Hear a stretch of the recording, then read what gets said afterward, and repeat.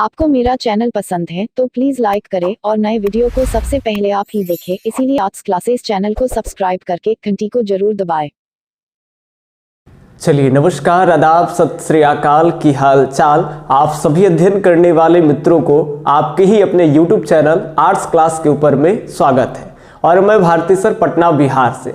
आज हम लोग बात करेंगे 12वीं कक्षा का जो आपका गृह विज्ञान है यानी होम साइंस, उसके पहले चैप्टर के ऊपर में। तो बात कर ले इस चैप्टर के ऊपर में तो काफी सारे चीजों हम लोग आपको 2-3 वीडियो लेक्चर्स में करा दिए हैं। और ये जो आपका वीडियो लेक्चर्स है इसमें हम लोग स्पेशल ग्रंथि के ऊपर में देखेंगे, क्योंकि कई बार ग्रंथि से जब क्वेश्चंस आते हैं तो बहुत सारे जो बच्चे होते हैं 12वीं कक्षा के वो नहीं बना पाते हैं और बहुत इंपॉर्टेंट है। तो इसको अब हम लोग जब जानेंगे तो अब तो जानने के बाद इस पूरे वीडियो लेक्चर्स को देखने के बाद अगर ग्रंथि से कोई क्वेश्चन आता है तो आप केवल मुस्कुराइएगा, क्योंकि आपके लिए वो चीजें हार्ड रह ही नहीं जाएगी।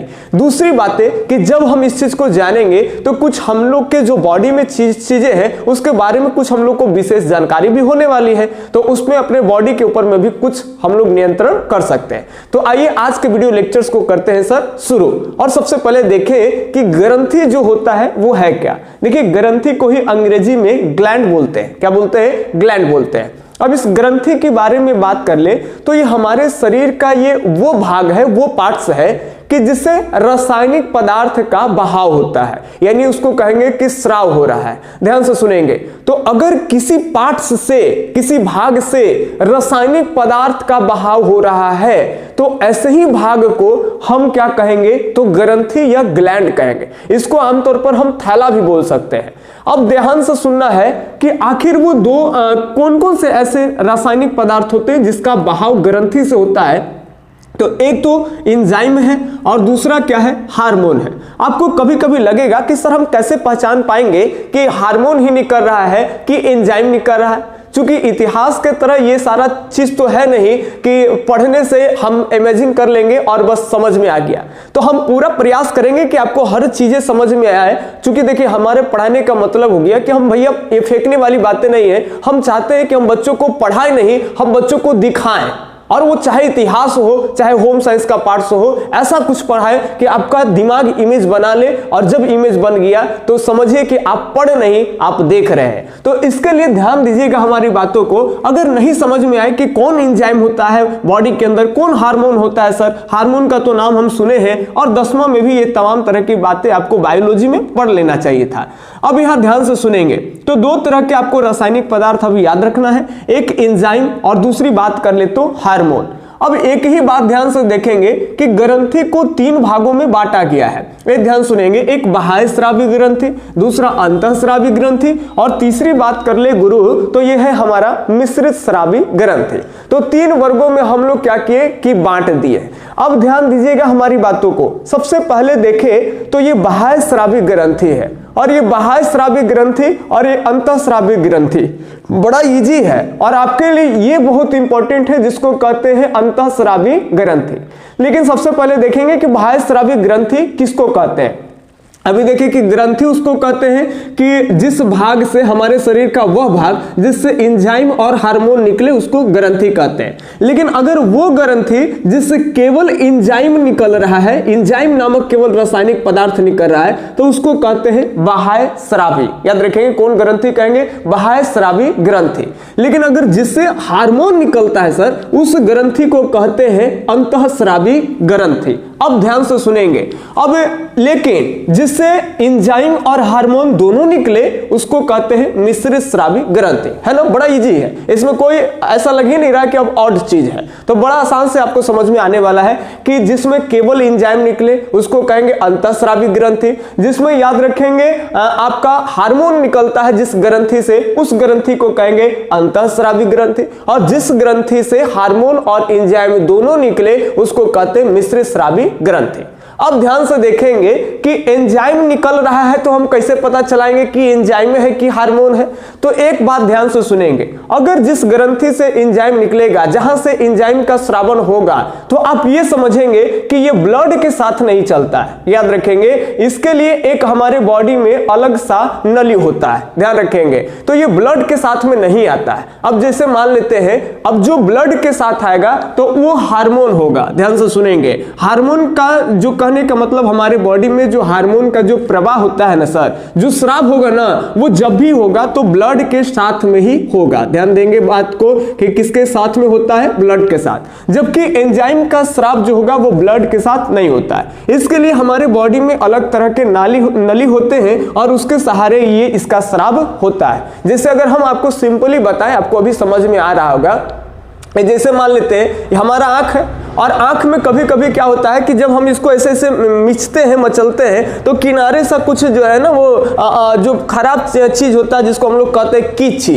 सर बात ना, यानी जो गंदगी यहाँ का कचरा होता है वो यहाँ कॉर्नर पे आके जम जाता है। उसको जब हम निकालते हैं तो क्या उसके साथ ब्लड आता है? क्या नहीं आता है। इसके अलावा मान लेते हैं कि अब हमारी ये त्वचा है और कभी कभी गाल पे ऐसे करते हैं ना, तो ऐसे करने के बाद गाल पे क्या होता है कि हाथ पे थोड़ा सा लगता है कि कुछ तैलीय पदार्थ आ गया। तो ये कहां से आता है? तो हमारे बॉडी के अंदर से ही आ रहा है, बॉडी के अंदर से इसका स्राव हो रहा है। तो अगर हम गाल पे ऐसे करें और कुछ अगर पदार्थ आ जा रहा है तो ये जो हमारे पास जो आया सर, ये एंजाइम है। ये क्या है? एंजाइम। तो इसको क्या कहेंगे? इसको बाह्य स्रावी ग्रंथि। ज्यादा सिंपल है। अच्छा, खाली ब्लड नहीं आना चाहिए। अच्छा, मान लेते हैं कि जब आपके मान लेते हैं नाक में पानी गिरे लगे, ये जिसको कहते हैं कि नेटा बह रहा है। अब तुम्हारे अंदर से नेटा आएगा तो ब्लड आता है नेटा के साथ? नहीं आता है। तो वो क्या है कि वो बाह्य स्रावी ग्रंथि है। नेटा आ जाए, खखार आ जाए, समझ रहे बात ना, ये सब क्या है आपका बाह्य स्रावी ग्रंथि हो गया। समझ रहे बात। इसको निकलने के लिए एक बात ध्यान रखेंगे,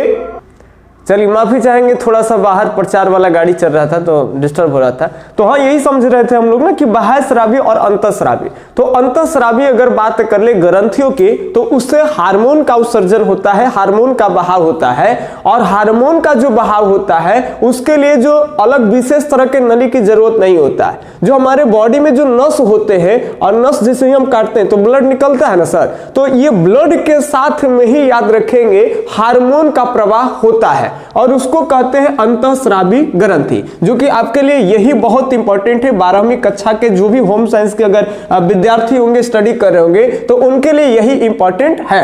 अच्छा, इसमें अगर बात कर ले बाह्य स्रावी ग्रंथियों में सबसे बड़ा बाह्य स्रावी ग्रंथि कौन होता है, ये सवाल आ सकते हैं अगर, तो यहां पे ध्यान से सुनेंगे। इसको कहते हैं यकृत। ध्यान रखेंगे बात को, इसको क्या कहते हैं? यकृत। इसी को अंग्रेजी में लीवर कहते हैं। क्या कहते हैं? लीवर।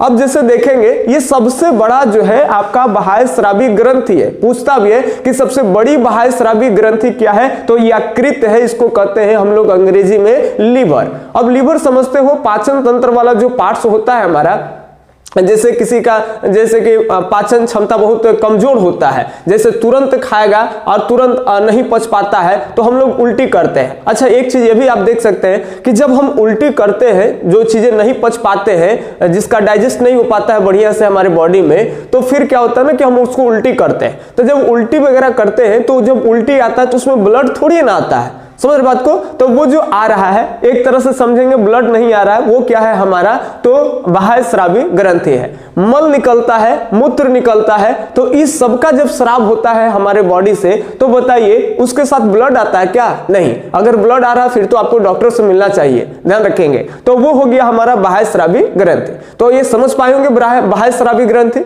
अब हम लोग देखेंगे कि जिस ग्रंथि से क्या निकलता है सर, तो केवल हार्मोन निकले। हार्मोन का प्रवाह किसके साथ होता है? ब्लड के साथ। ध्यान रखेंगे, इसको कहते हैं क्या, तो अंतःस्रावी ग्रंथि। और पूछेगा कि अंतःस्रावी ग्रंथियों की कुल संख्या कितने हैं, तो 8 होते हैं। याद रखेंगे, अंतःस्रावी ग्रंथियों की कुल संख्या कितने हैं? 8। लेकिन कुछ ग्रंथि देखेंगे जो आपके लिए बेहद इंपॉर्टेंट है, केवल उसी को देखेंगे, फिर डेटा बहुत ज्यादा होगा और जो इंपॉर्टेंट है शायद आप उसको भूल जाएंगे। तो सबसे पहले आपको देखना एक होता है पीयूष ग्रंथि।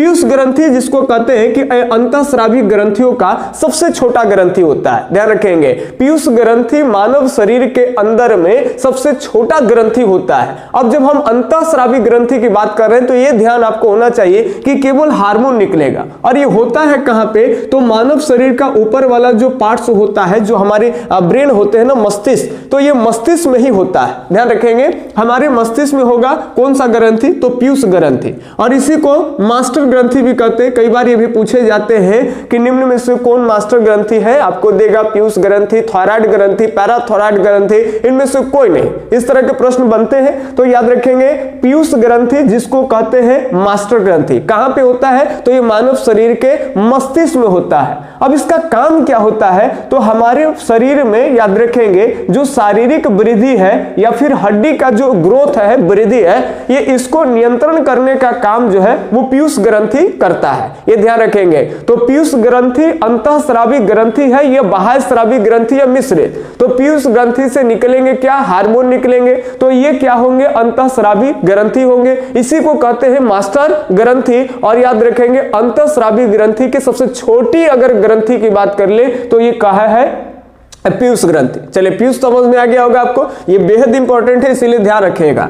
दूसरे अगर ग्रंथि की बात कर ले अंतःस्रावियों में, तो ये आपका है थायराइड ग्रंथि। और थायराइड ग्रंथि बहुत इंपॉर्टेंट है, क्योंकि मानव शरीर में अंतःस्रावी की बात कर ले तो ये सबसे बड़ी ग्रंथि है, याद रखेंगे। अभी दो चीजें आपको फोकस करना है। अगर बाह्यस्रावी ग्रंथि में बड़ी ग्रंथि पूछता है तो हमारा लीवर हो जाएगा सर, इसको यकृत कहते हैं, ठीक है। लेकिन अगर अंतःस्रावी में अगर बड़ी पूछ लेगा तो ये याद रखेंगे थायराइड ग्रंथि होगा। चलिए, इसमें हम लोग को ध्यान से सुनना है थोड़ी सी कि ये होता कहां से है, थायराइड ग्रंथि कहां पे होता है, तो ये सांस नली के नीचे होता है। ये जो हमारा जो सांस नली है, जो कंठ जिसको बोलते हैं ना, तो यहां से हम लोग सांस लेते हैं, सांस नली के नीचे हल्का सा नीचे में होता है, याद रखेंगे, इसको कहते हैं थायराइड ग्रंथि, ठीक है। तो अंतःस्रावी ग्रंथि का एक भाग है जो कि सबसे बड़ी है। अब एक ध्यान रखेंगे, एक इसमें होता है क्या कि थायरॉक्सिन हार्मोन होते हैं, और इसमें क्या देखे जाते हैं कि इसी में थायरॉक्सिन हार्मोन में ही आयोडीन की मात्रा, ध्यान रखेंगे, इसमें आयोडीन की अधिकता होती है ऐसी।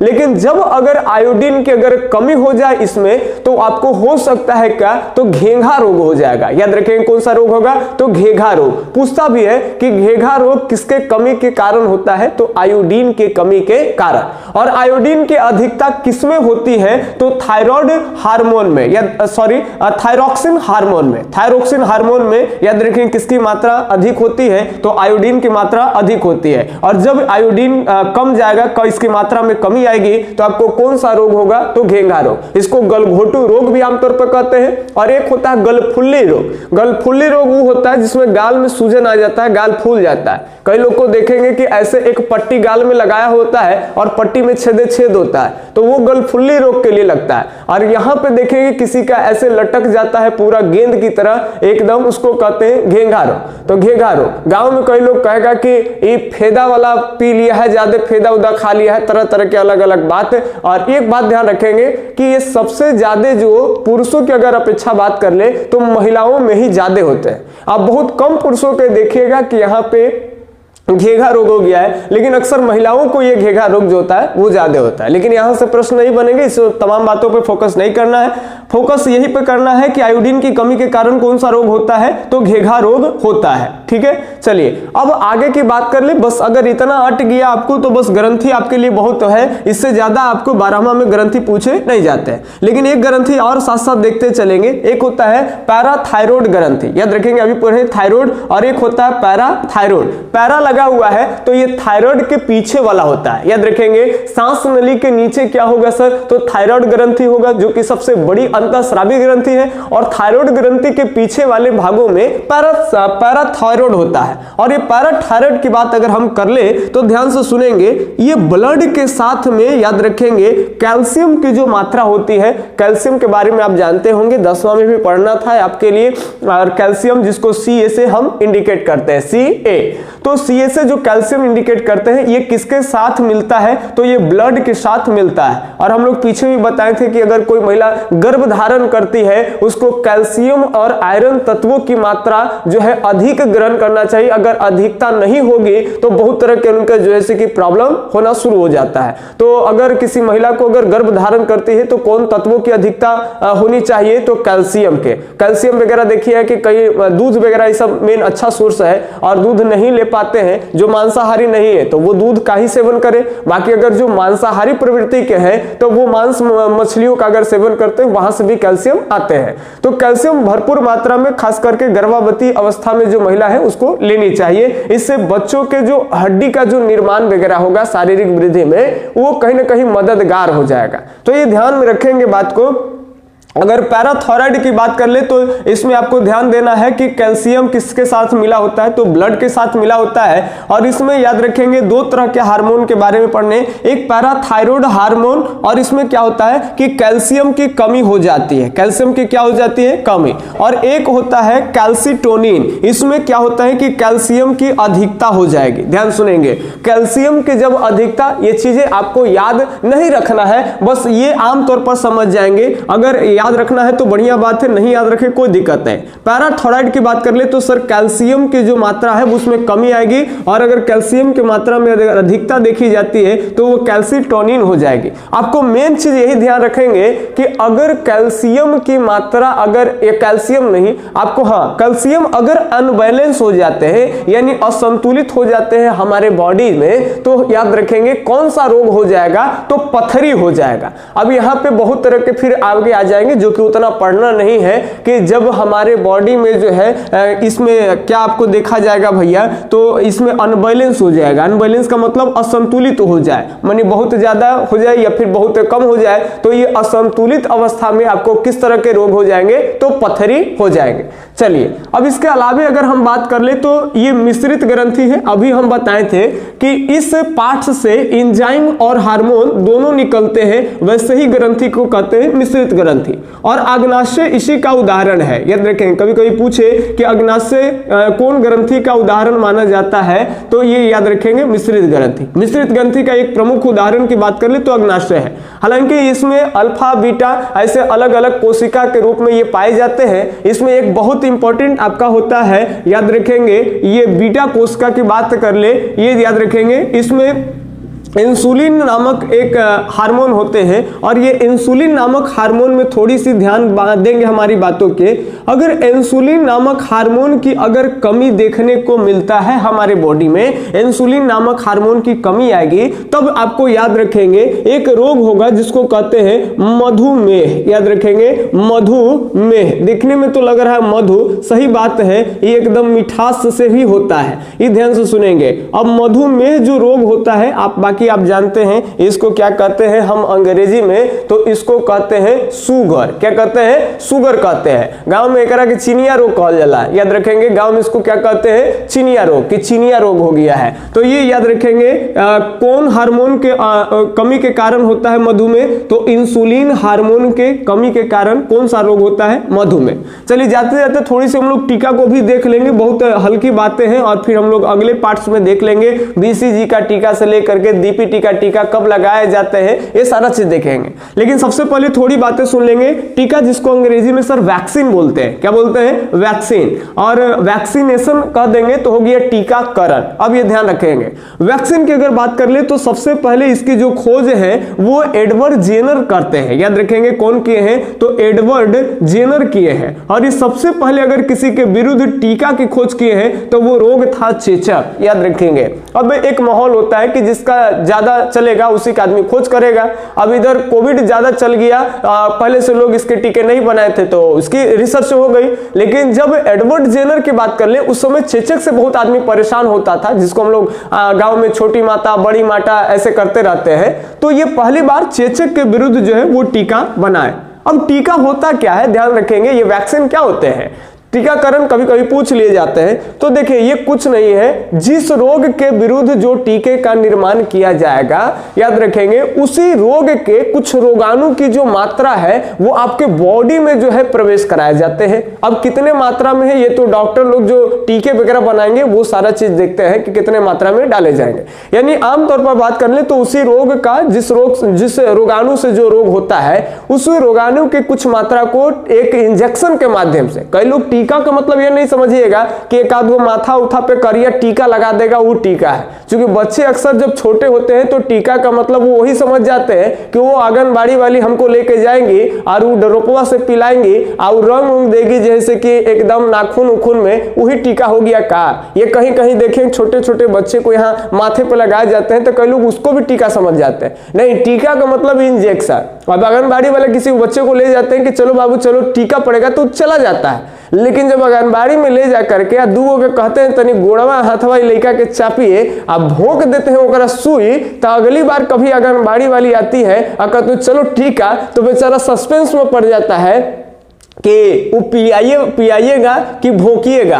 अगर कह देगा कि भोंकिएगा तो वो 9-2-11 हो जाएगा, बेचारा भागेगा बड़ा जोर से, समझ जाता है कि टीका करके ले जाकर भोंक देता है सब, तो बेचारा डर रहता है। तो ये याद रखेंगे, टीका यानी इंजेक्शन मारे जाएंगे सर आप पे। अब आपको ध्यान से सुनेंगे, ये क्या है कि हाँ अभी बोल रहे टीका है क्या, तो टीका जो है इसकी खोज सबसे पहले एडवर्ड जेनर किए थे। किस रोग के विरुद्ध में, तो चेचक रोग। और याद रखेंगे जिस रोग के लिए टीका होगा उसी रोग के रोगाणु की मात्रा कुछ जो है हमारे बॉडीज में प्रवेश कराए जाते हैं, और जब हमारे बॉडीज में वो जाएंगे तब वही प्रतिरक्षी यानी अंग्रेजी में उसको बोलते हैं एंटीबॉडीज, और वो एंटीबॉडीज का निर्माण करता है। और जब उस तरह के कभी भी बैक्टीरिया वायरस अगर आपके शरीर के अंदर अगर आएगा तो पहले से एंटीबॉडीज बनल है और वो ओकरा से लड़ेगा, तो कहीं ना कहीं ये रोगों से लड़ने की क्षमता जो है आपको देता है। तो अगर चेचक के विरुद्ध अगर ले ले हैं एकदम अंदर रोगाणु डालले हैं, तो जब होकर चेचक वाला अगर आएगा आपके बॉडी के अंदर और प्रभावित करेगा आपको, तो अंदर एकदम पहले से डोज ले ले हैं तो वो लड़ेगा। सर बात ना, तो यही टीका है, डेफिनेशन के तौर पर भी हम आपको लिखा देंगे। अगले दिन कुछ बातें हैं जो बिना सहारे बच्चे कब उठते हैं, ये तमाम तरह की चीजें, बबलाना क्या होता है, बच्चों में संवेग का विकास कब होता है, कुछ बीसीजी टीके के बारे में भी आपको पढ़ना है, ठीक है, टीबी उबी रोग उसी से संबंधित देखेंगे, एक वीडियो लेक्चर्स और बनाएंगे, और फाइनली आपका फर्स्ट चैप्टर जो है होम साइंस का वो खत्म हो जाएगा। और फिर मिलेंगे उसके बाद में हम लोग एक ऑब्जेक्टिव का वीडियो सीरीज लेकर के। तो यदि आपको समझ में आया होगा तो प्लीज एक लाइक कर दीजिएगा। अगर अभी तक चैनल सब्सक्राइब नहीं किए हैं तो सब्सक्राइब करके जुड़े रहिए हमसे, क्योंकि हम आपके लिए मेहनत करने के लिए एकदम हर समय तत्पर हैं। तो फिर आप भी हमारा थोड़ा सा साथ दीजिए, मनोबल को बढ़ाइए, तब हम जो है आपके पूरे अभी से लेके आपके एग्जाम तक हमेशा साथ रहेंगे। तो चलिए मिलते हैं अगले वीडियो में, तब तक के लिए धन्यवाद। जय हिंद, अल्लाह हाफिज।